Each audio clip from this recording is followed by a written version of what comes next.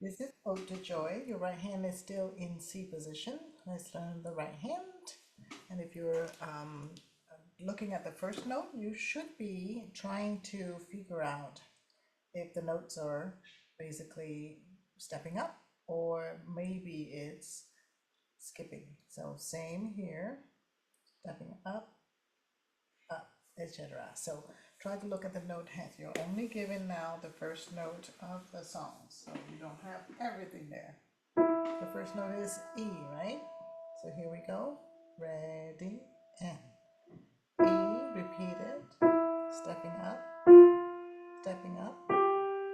repeat, stepping down, stepping down, stepping down to that middle C you recognize because of the little ledger line, and up, and repeat, and everybody recognizes the song, so the rhythm is done by ear. And that's how you read notes. Now this time I did not give you all of the notes named. You're forced to be looking at. And then you notice that all of these lines I drew is still valid because it's basically the same thing. The only thing that's different would be at the end there.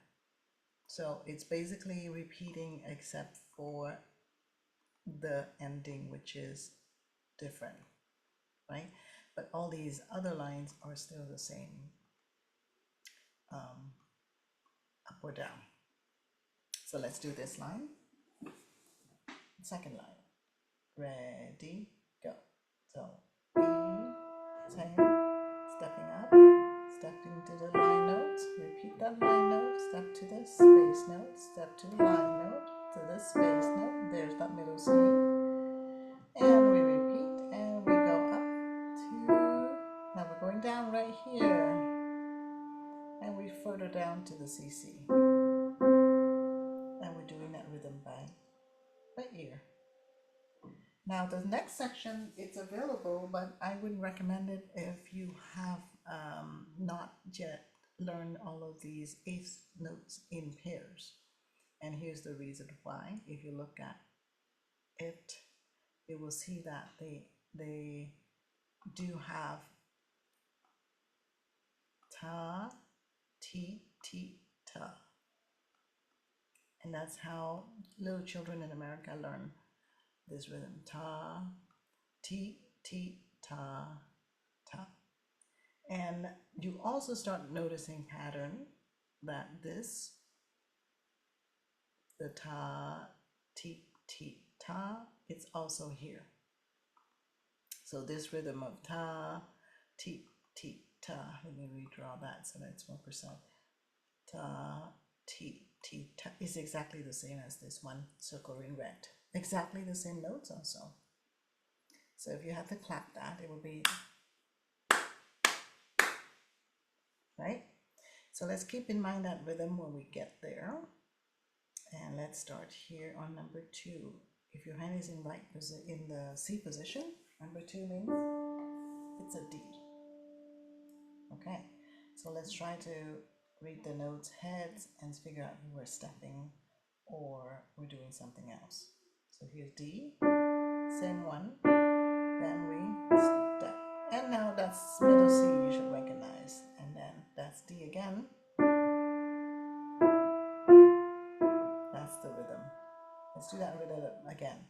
Ta, ti, ti, ta. Here's that middle C you should recognize now.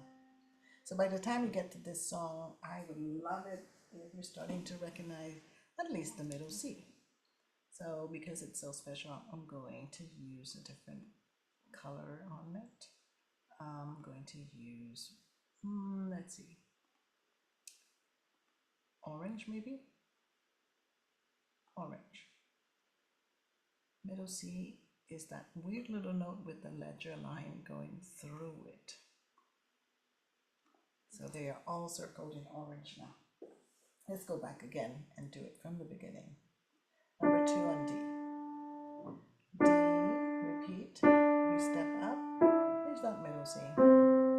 Keep in mind, ta, ti, ti, ta. Here's middle C.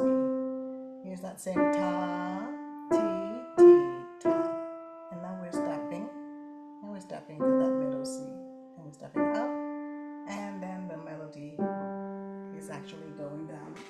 right hand. So sometimes melodies can pass from one hand to another. The melody passed down to that note, and that note is G, because we are talking about bass clef. So that's a G. Yes, so that would be difficult to learn just the right hand, but that is right hand for haute de joy.